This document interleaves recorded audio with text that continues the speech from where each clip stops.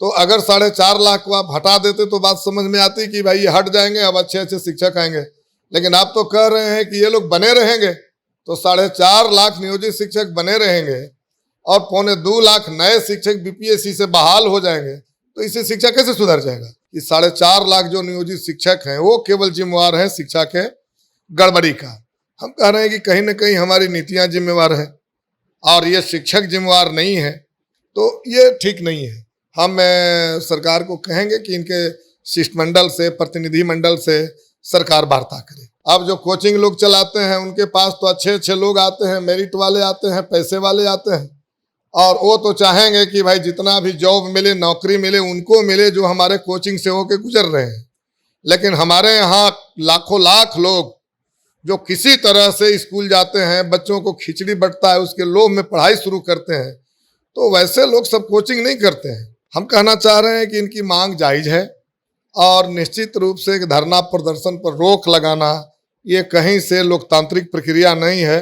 हमारे देश के हर एक देशवासी को अधिकार है कि वो धरना प्रदर्शन, यही तो आज़ादी हमारी है। देखिए, ये 2023 के नियमावली के पक्ष में तो हम लोग नहीं हैं और इसीलिए हमारे पार्टी का एक विधायक संदीप सौरव जी इसको लीड कर रहे थे। ये बीपीएससी वाले ठीक हो जाएंगे और ये नियोजित वाले गड़बड़ हैं, ये तर्क ठीक नहीं है। देखिए, शिक्षा नियमावली को लेकर के जो शिक्षक हैं वो अब धरना पर उतर गए हैं।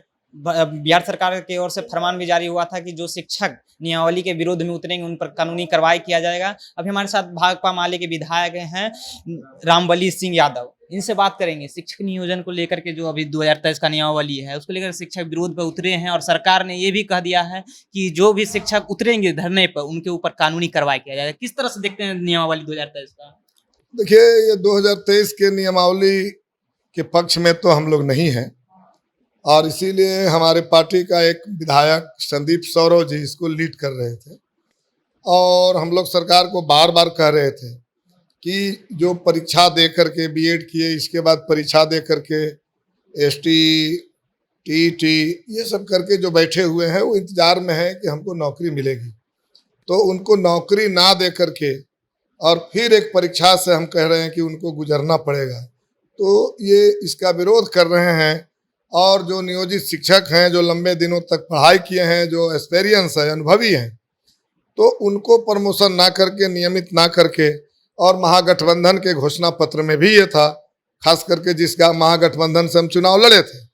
लेकिन अभी तो ये महागठबंधन का दायरा बढ़ गया है, नीतीश बाबू भी आ गए हैं, तो अब हम कहना चाह रहे हैं कि इनकी मांग जायज़ है और निश्चित रूप से एक धरना प्रदर्शन पर रोक लगाना ये कहीं से लोकतांत्रिक प्रक्रिया नहीं है। हमारे देश के हर एक देशवासी को अधिकार है कि वो धरना प्रदर्शन, यही तो आज़ादी हमारी है, तो इस आज़ादी को छीन लेना कहीं से उचित नहीं है। सरकार को इस पर वार्ता करनी चाहिए। लेकिन ये जो सरकार कह रही है कि इससे जो शिक्षा में गड़बड़ी थी और इसको सुधार देंगे हम समझते हैं कि ये उचित नहीं है आरोप लगाना कि 4.5 लाख जो नियोजित शिक्षक हैं वो केवल जिम्मेवार हैं शिक्षा के गड़बड़ी का। हम कह रहे हैं कि कहीं ना कहीं हमारी नीतियां जिम्मेवार है और ये शिक्षक जिम्मेवार नहीं है, तो ये ठीक नहीं है। हम सरकार को कहेंगे कि इनके शिष्टमंडल से, प्रतिनिधि मंडल से सरकार वार्ता करे। शिक्षा मंत्री कह रहे हैं कि गुणवत्तापूर्ण शिक्षा चाहिए, इसके लिए हम लोग ये काम करें। मैं तो यही कह रहा हूँ कि भाई कैसे गुणवत्तापूर्ण शिक्षा होगा? जो गुणवत्ता हासिल नहीं हुआ, आप अगर कहेंगे कि वो लोग जिम्मेवार हैं जो नियोजित शिक्षक हैं, तो जिनकी संख्या 4.5 लाख है और आप 1.25 लाख नया शिक्षक बहाल कर रहे हैं, तो अगर 4.5 लाख को आप हटा देते तो बात समझ में आती कि भाई ये हट जाएंगे, अब अच्छे अच्छे शिक्षक आएंगे।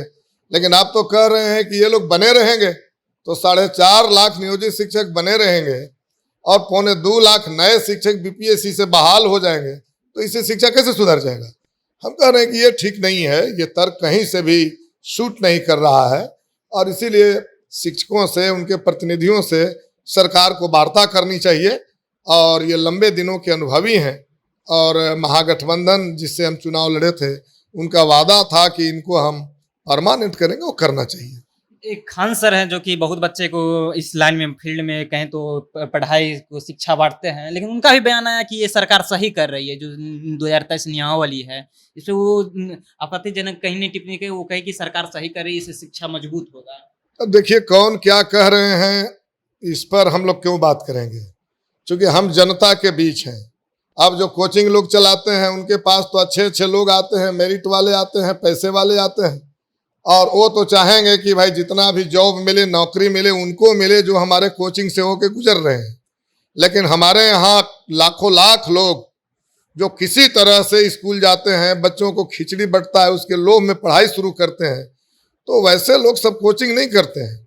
और ऐसे लोगों को इस तरह के अगर रोजगार मिल जाए तो हम कह रहे हैं कि भाई आप शिक्षक ही क्यों, अब अनुभव आप कह रहे हैं कि भाई ठीक है बहाली हुआ शिक्षा मित्र के नाम पर, लेकिन इसके बाद में इतना दिन का अनुभव, सरकार ने ट्रेनिंग दिया, बीच बीच में परीक्षा लिया, तो अब वही ये तो नहीं है।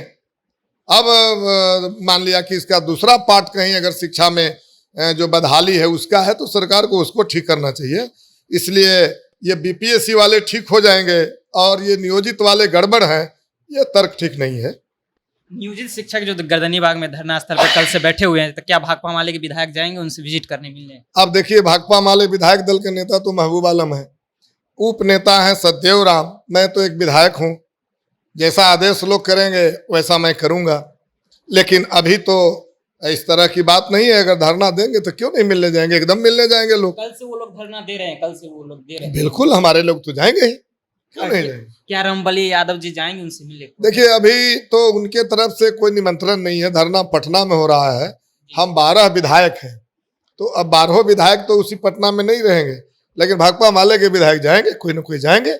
और अगर पार्टी निर्णय लेगी कि रामबली जी को ही जाना है तो जाएंगे, या उनके तरफ से अगर कोई बुलावा आएगा तो निश्चित रूप से जाएंगे, चूंकि हम उनके समर्थक हैं। हम बिल्कुल चाहते हैं कि सरकार नियमावली पर पुनर्विचार करे, आज भी चाह रहे हैं। देखिए ये भाकपा माले के रामबली यादव जी थे, इन्होंने कह दिया कि साफ तौर पर जो नियमावली है उस पर सरकार पुनः विचार करे। फिलहाल आप जनता जंक्शन देख रहे थे, मेरा नाम ऋषि है।